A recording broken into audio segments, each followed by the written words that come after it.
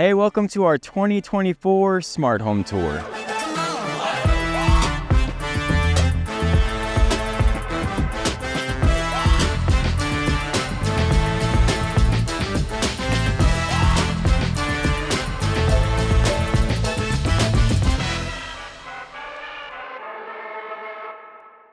Now, we've been in this house for just over a year now, and since our last Smart Home Tour, we actually have a lot of additions and a lot of stuff I'm excited to show you in this tour. So let's get going. Starting off, we have Eufy cams all around the house. And on up here, we have a Philips Hue white and color 1100 lumen light bulb powering our front porch light, and that just comes on at night, usually automatically when the sun sets, just to a nice warm light so we have some security. We also have some Philips Hue smart bulbs up here in our driveway lights, just lighting the driveway. Wemo video doorbell. I think this is the same doorbell we had last time. Since then, I have gone back to the Logitech Circle View video doorbell and just kind of found that I really like the point of view that I get from this better. We get a lot of packages and it shows the whole porch. So, and last but not least, we have the Aqara U100 smart lock. So it's got physical key, you got a thumbprint reader, you got your code, you got Apple Home Key as well, so I can just tap my watch or my phone to lock and unlock it. Now I just locked this out, so let me open up the door and we'll head on in. All right, so we are here in the foyer, and the first thing I want to point out is the Aqara door and window sensor right here. That is pretty much just keeping track of whether this door is open or closed, and I have a lot of automations tied to that. Other than that, we have these lights in here, which are automated by a smart switch and a couple sensors, and I'll get to that in just a minute. But I did want to pause and talk about this area. This is something that my wife and I built this year. We built this, there was nothing here, it just felt kind of empty, so we built this landing area. Now we're looking forward to running some power here and maybe get some smart home integration put in here, and so keep an eye out for that in the future. But I do want to pause and talk about this robot vacuum here. Now we have the SwitchBot K10 Plus. Absolutely love this thing. It's got the self-emptying base, and the biggest feature to me is it's small, and so it can fit all the little areas that we need to go. I also love a family-friendly feature that this has where it's got child lock, so the buttons won't work if that's on, and you do that in the app. So we have two small kids, and we love that I can have this out here where it can clean every single night and it's not going to turn on if they hit the button. So love this little robot, couldn't recommend it enough. I also have a motion sensor right here, and this is how we're automating these lights. Now, when someone walks into the foyer, it'll turn these lights on, which is done with this smart switch. So I have 3 smart switches right here, and I have 2 Meris smart switches. They're both 3-way smart switches because of the lights they're controlling are 3-way switches.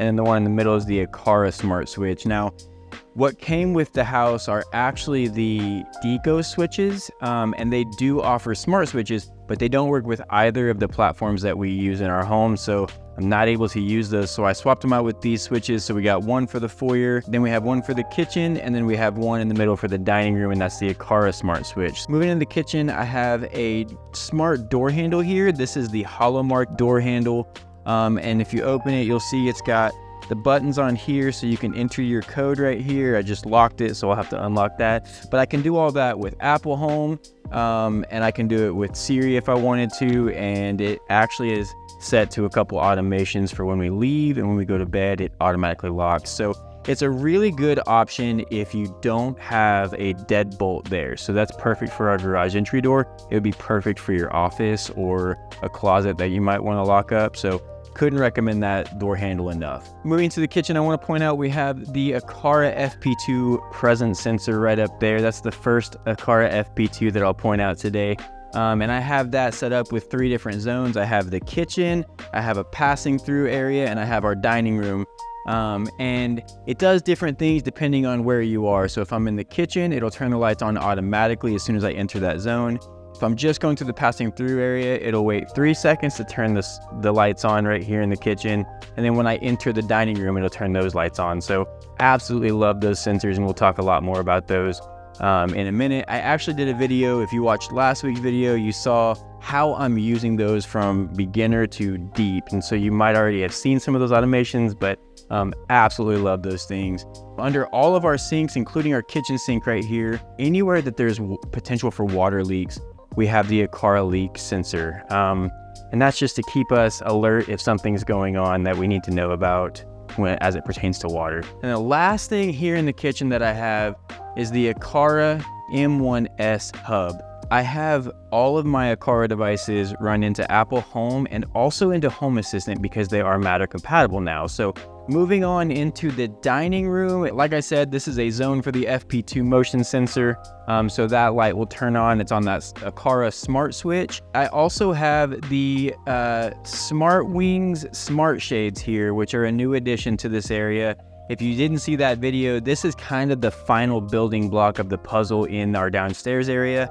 Absolutely love these things. They open in the morning when the sun rises and they close in the evening around dinner time to about halfway, and then they close all the way around sunset. I also have a flick button here to manually control them, so I can push it once to close them, double press to 50%, and then hold them to open them all the way. So I absolutely recommend having a physical controller for all of your smart home devices. And so that's why I have a button right there. So let's move into the living room now. Here at the TV area, I have two HomePod minis. Those are running audio from our TV, whether it's the Apple TV 4K that I have set up here, or if we're playing the Nintendo Switch here, it'll run the audio straight through the HomePod minis. And like I said, we're running an Apple TV 4K on this TV. You just can't get any better in my opinion. And then I have Philips Hue light strips on the back of those. I know there are better options for bias lighting on your TVs, but these are working for us, and maybe I'll upgrade soon in the future. Moving over here, we have a Philips Hue bulb in this lamp right here. And then under this table, I actually have a Aqara smart button just so I can manually control the scenes in here.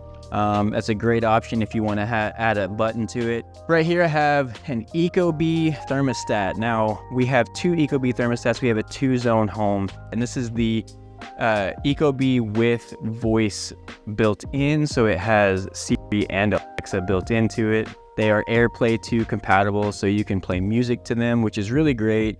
Moving over here, I have another Philips bulb. This is the Philips Hue filament bulb. And then finally here in the living room, our curtains are automated by two SwitchBot Curtain 3s. I love these things. They're quiet, they're consistent, and they just do a great job of just keeping this open and closed when we want it to, which is typically in the morning and in the evening. So, and then I have them set up for my movie scene and our relaxed scene as well. So, love the SwitchBot Curtain 3s. Finally, I want to move into my office, which is the final stop downstairs. So let's head that way. So we are here at my office, and we're outside of my office because I want to show you this door handle. Now, it's just a fingerprint sensor, battery operated, not smart home, it's just a thumbprint reader.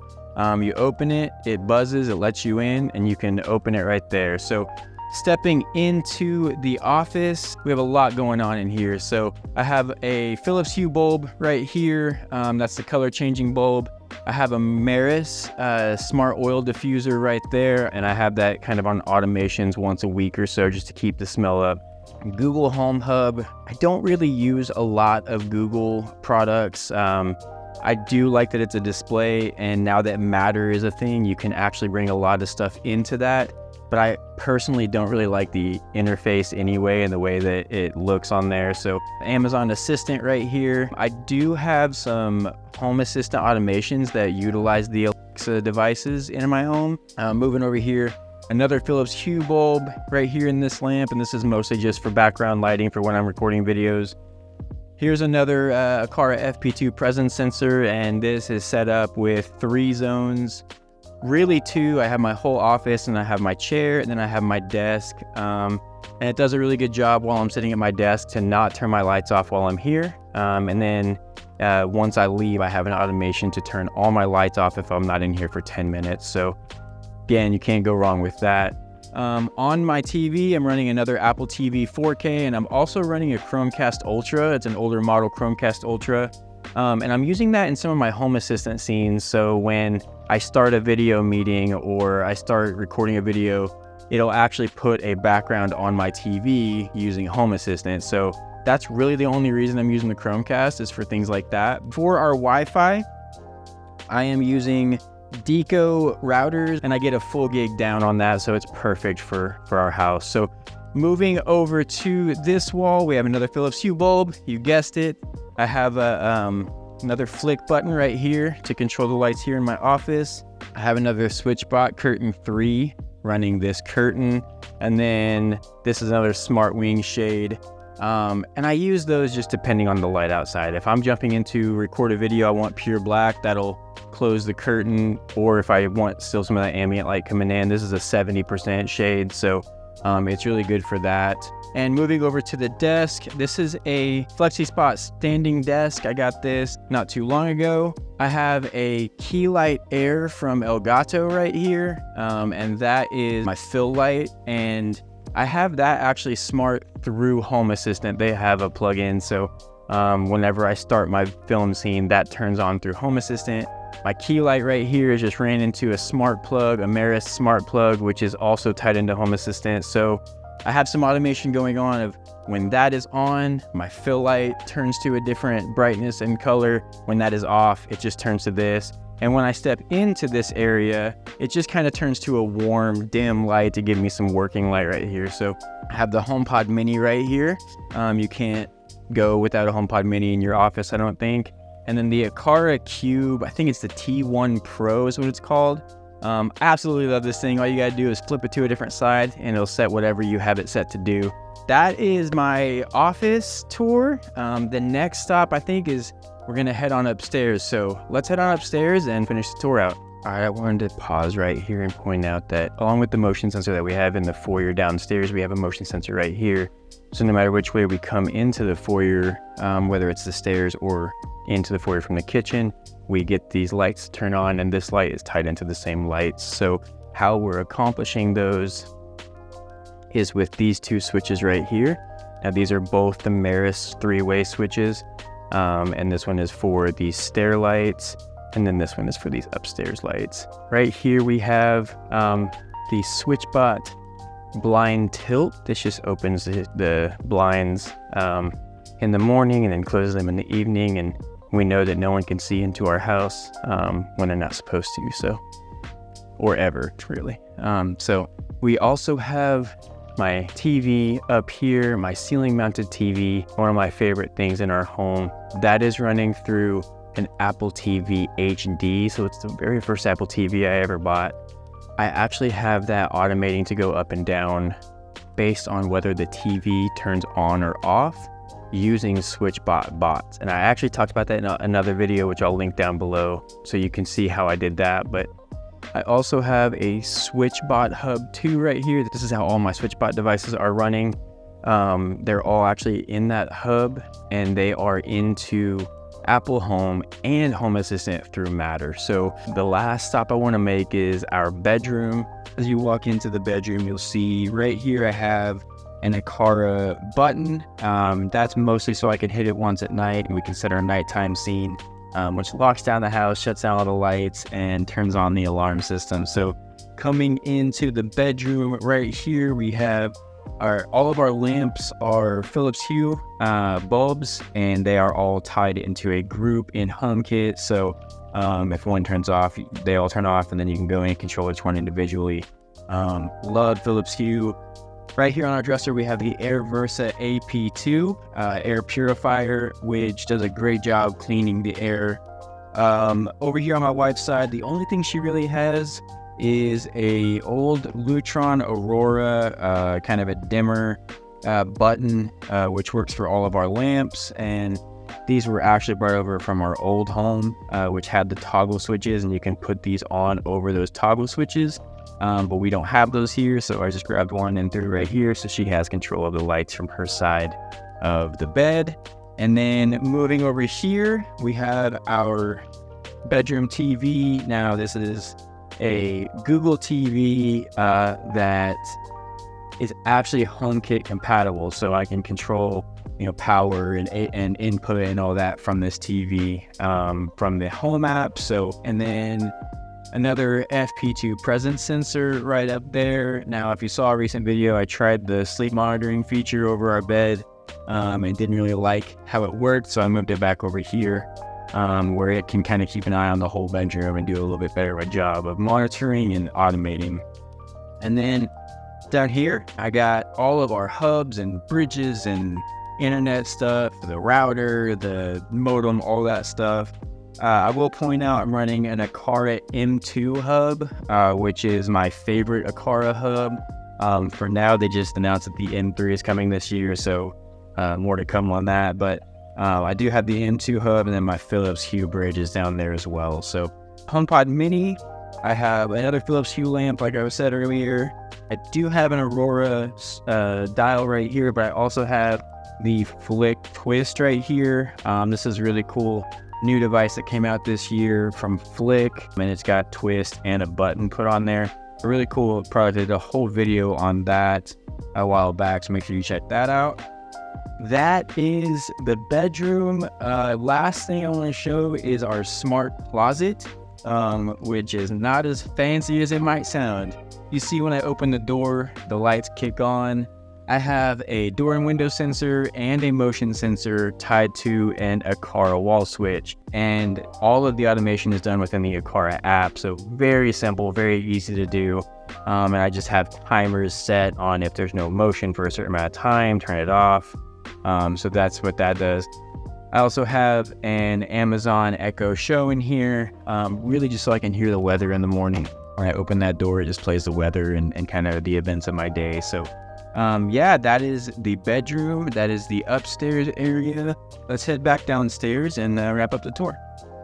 All right, so that wraps up our 2024 Smart Home Tour. Thank you so much for watching. If you're interested in any of the devices that I mentioned today, all the links are down in the description, along with any videos that I've done on the devices. So make sure you check those out. And make sure you hit the subscribe button. 2024 is going to be a really fun year on this channel. I have a lot of ideas and a lot of ideas that are coming from you, the viewers. So make sure you're subscribed. And I mentioned last week I am doing a giveaway. So if you haven't entered that giveaway, check out last week's video about the Aqara FP2. I'm giving away an Aqara FP2 in partnership with Aqara. So make sure you check that video out. As always, thanks for watching, and I'll see you next time.